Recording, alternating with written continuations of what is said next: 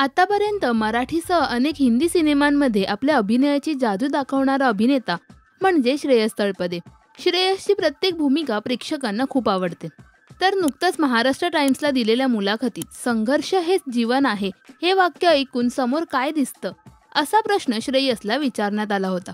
यावर संघर्ष नसेल तर ते आयुष्य नाही, या संघर्षात एक गंमत आहे. साहजिकच जेव्हा तुम्ही तो संघर्ष करत असता तेव्हा तुम्हाला यातना होतात.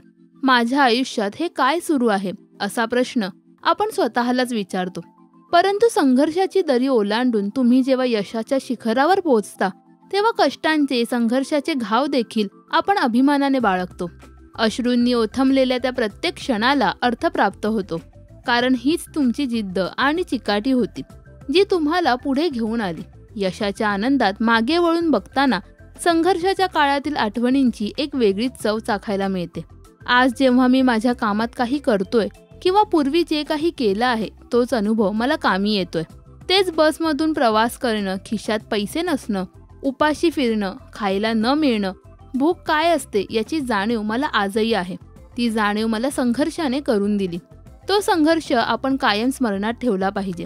आज जेव्हा नेपोटिझमची चर्चा होते तेव्हा मला असं वाटतं की त्या मुलांकडे ती जिद्दीची भावना कधीच नसेल जी माझ्याकडे आहे. नक्कीच त्यांचा संघर्ष वेगळा असणार आहे.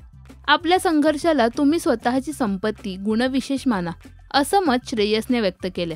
श्रेयसचा कोणता चित्रपट तुम्हाला सर्वात जास्त आवडतो हे आम्हाला कमेंट्समध्ये नक्की सांगा.